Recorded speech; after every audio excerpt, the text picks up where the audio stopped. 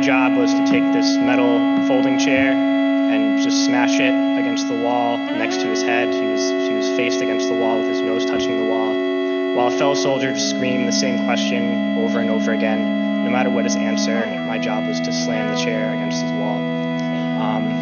We did this until basically we got tired, and my job was to make sure he kept standing up, but something was wrong with his leg. He was injured, and he kept falling to the ground.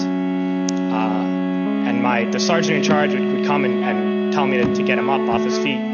So I'd have to pick him up and put him against the wall. And he kept going down. I just have to keep pulling him up and putting him against the wall.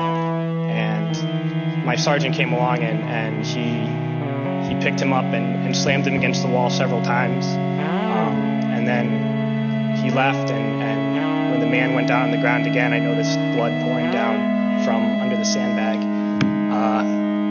And so I let him sit, and when I noticed my sergeant coming again, I would tell him quickly to stand up. And then I realized that I was supposed to be guarding my unit from this detainee, and at that point I realized I was guarding the detainee from my unit. And I tried hard to be proud of my service, but all I could feel was shame. And racism could no longer mask the reality of the occupation. These were people, these were human beings. I've since been plagued by guilt anytime I see an elderly man, like the one who couldn't walk, who we rolled onto a stretcher and told the Iraqi police to take him away. I feel guilt anytime I see a mother with her children, like the one who cried hysterically and screamed that we are worse than Saddam as we forced her from her home. I feel guilt anytime I see a young girl, like the one I grabbed by the arm and dragged him to the street. We were told we were fighting terrorists. The real terrorist was me, and the real terrorism is this occupation. Those who send us to war do not have to pull a trigger or lob a mortar round. They do not have to fight the war, they merely have to sell the war. They need a public who's willing to send their soldiers into harm's way. They need soldiers who are willing to kill and be killed without question. They can spend millions on a single bomb, but that bomb only becomes a weapon when the ranks in the military are willing to follow orders to use it. They can send every last soldier anywhere on earth, but there will only be a war if soldiers are willing to fight.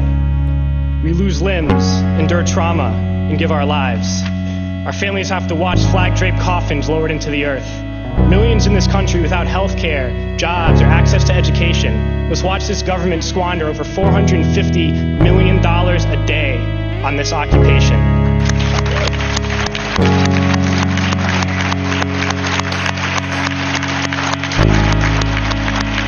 Poor and working people in this country are sent to kill poor and working people in another country to make the rich richer. And without racism, soldiers would realize that they have more in common with the Iraqi people than they do with the billionaires who send us to war.